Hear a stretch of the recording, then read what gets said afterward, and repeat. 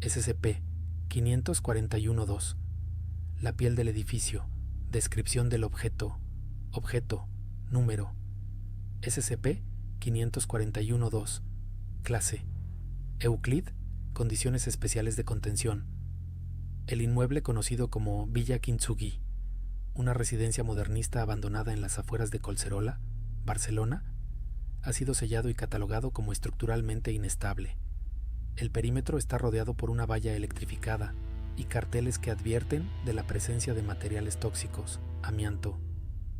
Un equipo de contención realiza inspecciones semanales del exterior, pero la entrada está estrictamente prohibida. Cualquier material orgánico que entre en contacto con la estructura del edificio debe ser incinerado de forma remota, mediante drones equipados con sistemas de ignición. Descripción: SCP-541-2 es una anomalía táctil endémica de los materiales de construcción de Villa Kintsugi. La estructura del edificio, hormigón, madera, yeso, metal, parece poseer una forma rudimentaria de memoria táctil y un instinto de asimilación. Cuando un ser vivo mantiene contacto físico prolongado, generalmente más de 20 minutos, con cualquier superficie interior del edificio, se inicia un proceso de impresión textural. El proceso se desarrolla en las siguientes fases. 1. Fase de resonancia. El sujeto experimenta una hipersensibilidad en la piel que ha estado en contacto con la superficie. Las texturas se perciben con una claridad y detalle inusuales. Fase de impresión. La textura de la superficie, la aspereza del hormigón, el grano de la madera, la frialdad del acero, comienza a manifestarse físicamente en la piel del sujeto, incluso después de haber roto el contacto. La piel replica la textura a nivel microscópico, volviéndose áspera, granulada o anormalmente lisa. Tercera, fase de asimilación.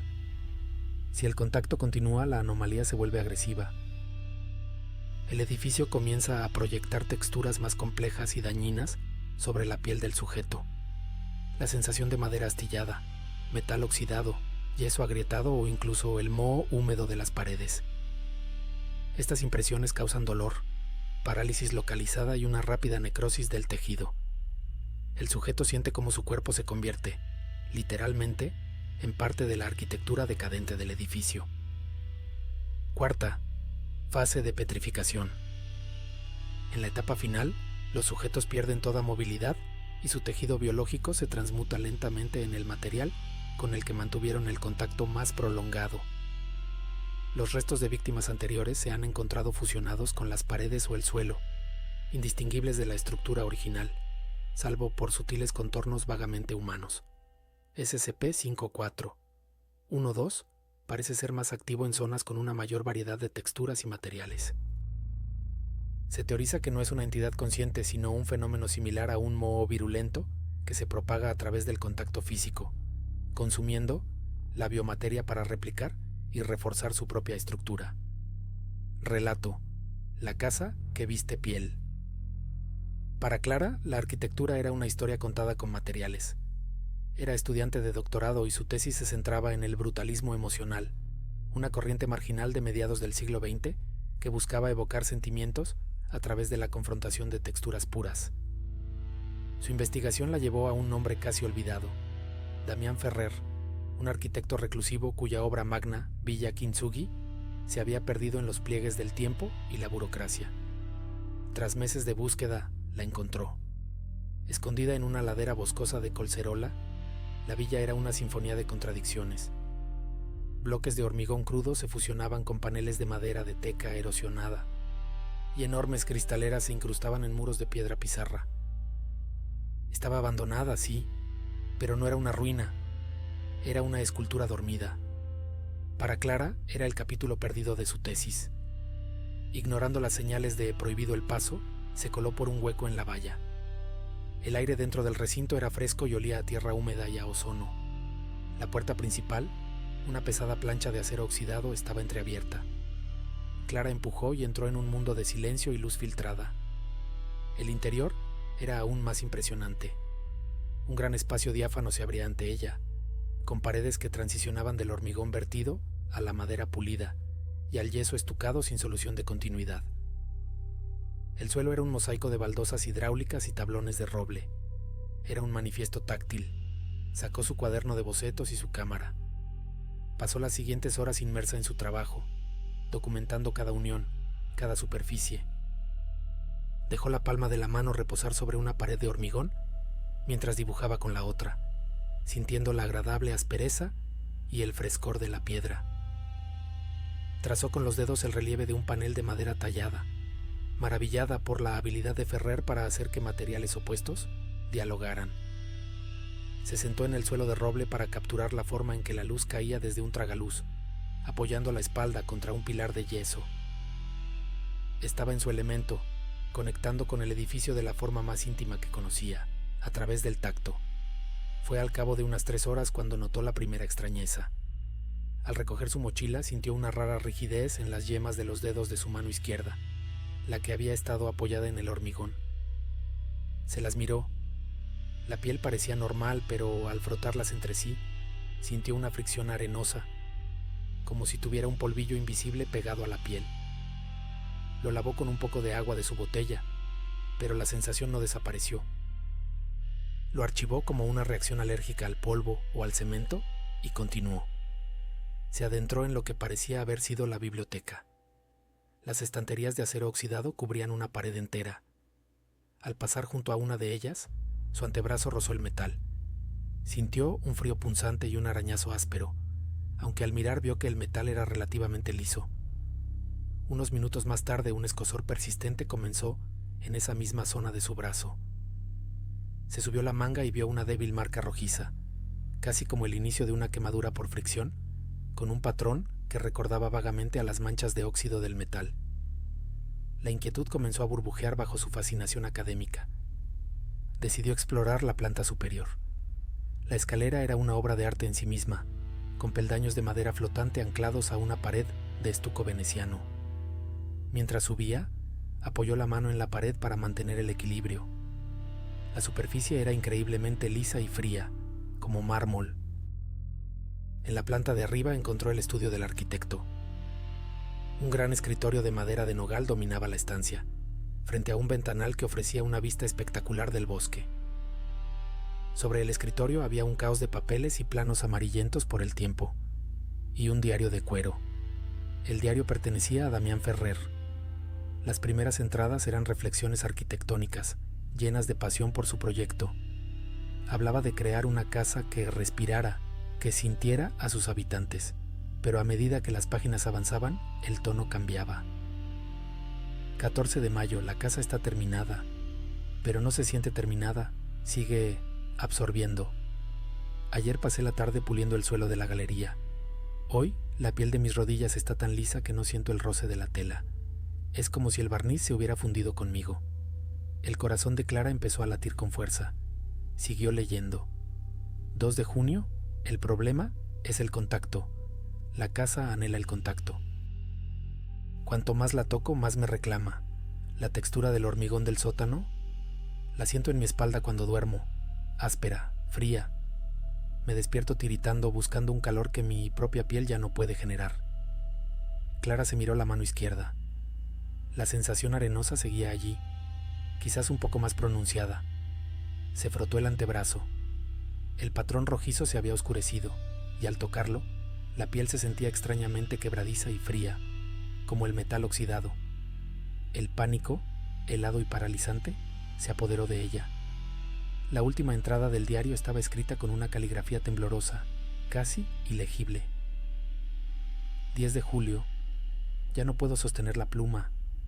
Mis dedos son madera, la textura del escritorio. Se está extendiendo desde la mano que siempre apoyo al escribir. La casa me está vistiendo con sus paredes. Quiere que sea parte de su diseño. No hay escapatoria. No hay que tocar, no tocar nada. Pero es imposible. La casa es todo lo que hay. El suelo, las paredes, el aire que tocas al respirar. El diario se le cayó de las manos. Aterrizó en el suelo con un golpe sordo.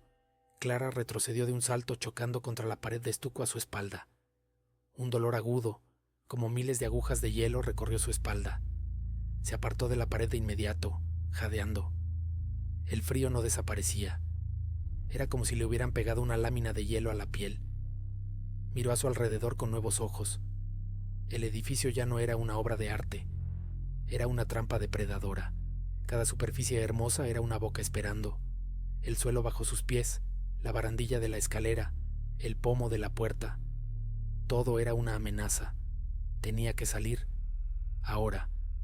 Se movió con un cuidado extremo intentando no rozar nada. Sus pies, dentro de las botas, de repente se sentían extraños, rígidos. ¿Cuánto tiempo había estado sentada en el suelo de roble? Trató de no pensar en ello. Llegó a la escalera. El descenso fue una agonía. Flotaba en el centro, con los brazos extendidos como un funambulista, temblando por el esfuerzo de no tocar la pared lisa ni la barandilla de madera. El frío en su espalda se había convertido en un dolor sordo y paralizante. Sentía que su columna vertebral se estaba convirtiendo en yeso. A mitad de camino, tropezó. Su mano derecha se disparó instintivamente para detener la caída y se estrelló contra la pared de estuco. Un grito ahogado escapó de sus labios. El impacto no fue solo el golpe, fue una sensación de fusión.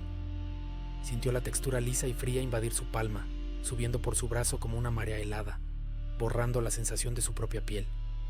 Retiró la mano como si la pared quemara. La palma estaba pálida y rígida, y los dedos apenas respondían. El pánico se convirtió en terror puro. Estaba siendo asimilada. Llegó a la planta baja, casi cayendo por los últimos escalones. Cojeaba. Sus pies se sentían pesados, inertes, como bloques de madera. La puerta principal parecía estar a 1 kilómetro de distancia, y entonces la casa pareció despertar. Las texturas se volvieron agresivas. El aire se espesó. Pudo sentir sin tocarlas las intenciones de las superficies cercanas.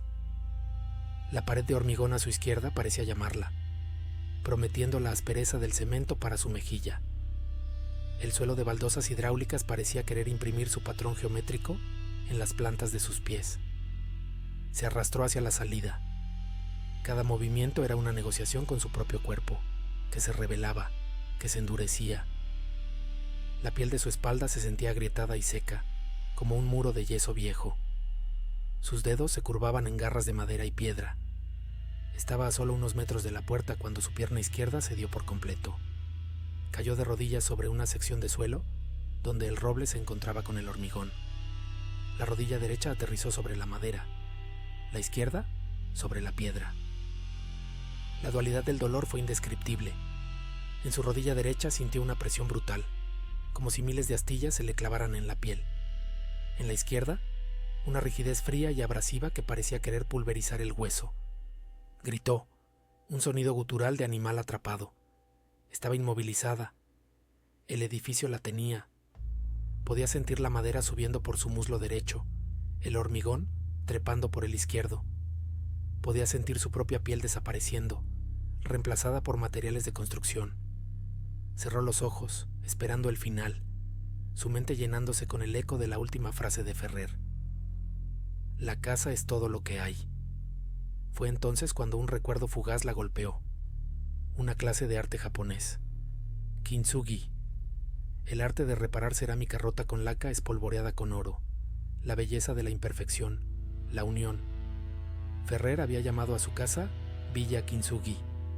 ¿Por qué? Y entonces lo entendió. Kintsugi no era solo reparar. Era crear algo nuevo a partir de lo roto, usando un material diferente para unir las piezas. Un material que no era la cerámica original. Una capa intermedia, un aislante. Tenía que crear su propio kintsugi. Necesitaba una capa intermedia, algo que la aislara del tacto de la casa. Abrió los ojos. Su mirada frenética recorrió la habitación. ¿Qué podía usar? Su ropa estaba siendo asimilada. No tenía nada. Entonces lo vio. En una esquina, una tubería de cobre había reventado hacía mucho tiempo, creando un charco de agua estancada y un área de moho oscuro y espeso en la pared de yeso. Era asqueroso, pútrido, pero no era yeso. Era una capa de vida orgánica sobre la superficie inorgánica. Una capa intermedia. Con un último esfuerzo de voluntad se arrastró hacia la esquina. El movimiento fue una tortura. Su cuerpo era una amalgama de madera, piedra y yeso. Cada centímetro era una victoria contra la parálisis. Llegó a la esquina. El olor a podredumbre era nauseabundo. Sin dudarlo, hundió las manos en la masa fría y viscosa del moho. La sensación era repugnante, pero bajo el asco sintió algo más. Un alivio. La textura del moho, al ser orgánica y húmeda, no era algo que la casa pudiera replicar fácilmente. Era caótica, cambiante. Actuó como un aislante. La sensación de rigidez en sus manos comenzó a remitir ligeramente. El control de la casa sobre sus terminaciones nerviosas titubeó. Con las manos cubiertas de esa pasta negra, se la untó por todo el cuerpo, sobre sus brazos, su cara, sus piernas. Creó una segunda piel, una capa de imperfección, de descomposición, que la separaba de la pureza textural de la casa. Se convirtió en una criatura de barro y moho, y funcionó. La presión se desvaneció, la sensación de ser tirada hacia el suelo y las paredes disminuyó. La casa, confundida por esta nueva textura que no podía asimilar, pareció soltarla. Con sus músculos protestando, se puso en pie. Sus movimientos eran torpes, pero eran suyos de nuevo. Corrió. No miró atrás. Salió por la puerta principal, tropezando bajo la luz del sol, y no se detuvo hasta que estuvo de vuelta en su coche, dejando un rastro de moho y pánico tras de sí. ¿Cómo sobrevivió Clara? Identificación del mecanismo. Gracias al diario del arquitecto, comprendió que la amenaza se basaba en el contacto físico directo y prolongado con las texturas del edificio. Ruptura conceptual. Entendió la filosofía Kintsugi del nombre de la villa, deduciendo que necesitaba una capa intermedia para romper la conexión táctil. Aislamiento táctil. Usó el moho orgánico y húmedo, una textura que la casa no podía asimilar, como una barrera. Al cubrir su propia piel, se volvió ilegible para la anomalía, neutralizando el proceso de asimilación y permitiéndole escapar. Clara pasó las siguientes semanas en un hospital, tratada por una grave infección cutánea y un severo trastorno de estrés postraumático. Su piel nunca se recuperó del todo. Zonas de su espalda y manos conservan una extraña rigidez y tiene una fobia paralizante a ciertas texturas. Siempre lleva guantes. Abandonó su tesis, incapaz de volver a pensar en la arquitectura como algo más que una tumba potencial. A veces, cuando se ducha, cierra los ojos y por un segundo no puede distinguir entre la sensación del agua corriendo y la del yeso líquido endureciéndose sobre ella.